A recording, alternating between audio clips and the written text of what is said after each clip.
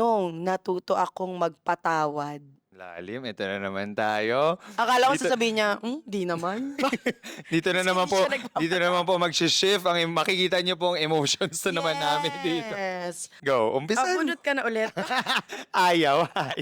Ako, nafe-feel ko, powerful din ako Oo. pag nakakapagpatawad. I Yes. must admit, growing up, parang ang hirap sa akin magpatawad dahil sa nakagisnan kong environment na parang hindi siya,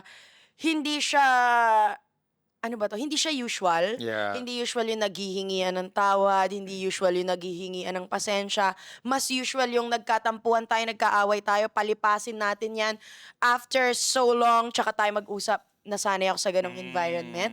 So, nung nakapag-heal ako, natuto ako na humingi ng tawad at magpatawad, parang feeling ko ang powerful ko kasi parang ang light na ng lahat. Yeah. Kahit yung tipong dati parang, pikon ako talaga dito sa, sige, gagantihan talaga kita, pipikunin din kita.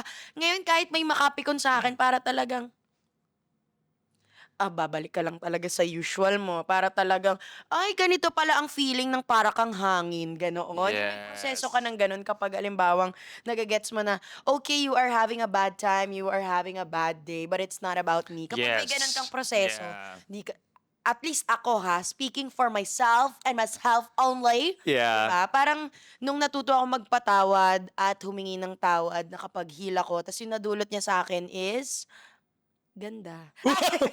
Kinabangan ko Hindi. yun. Ang nadulot niya sa akin is parang hindi ka na mabilis magalit. Yes. Hindi ka na nagtatanim ng galit kahit gaano ka-light yan. Parang walang nakakapikon sa'yo, walang nakakatampo sa'yo. Yun yung nangyari sa akin. 6 years ago ko Siyempre, lang to years back na talaga na-realize. kasi matanda. Oo, matanda ako. Nag-star magic. Pero nung time na yon, yun nga, when I started to heal also as a person, doon ko talaga na realize na forgiveness is not for the other person, it's for yourself.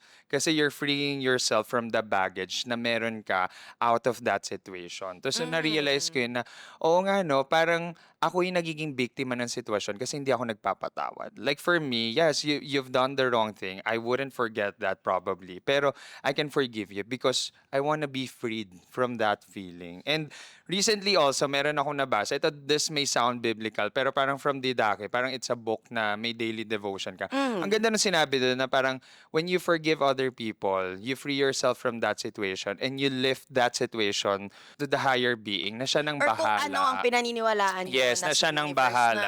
na Yes. So parang, again, ito ay opinion lang namin ni Ekang. I know there may be other situations na ang hirap talaga magpatawad, etc. And go, like, feel your emotions.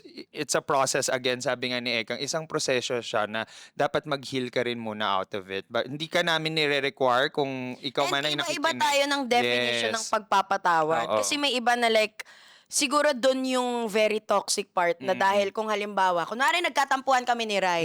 Tapos talagang, sige, kunwari tatampo ako. Ha? Mag-sorry ka naman! Mare, sorry na. O sige. Tas okay na ako. Kung halimbawa, ganun yung definition ko.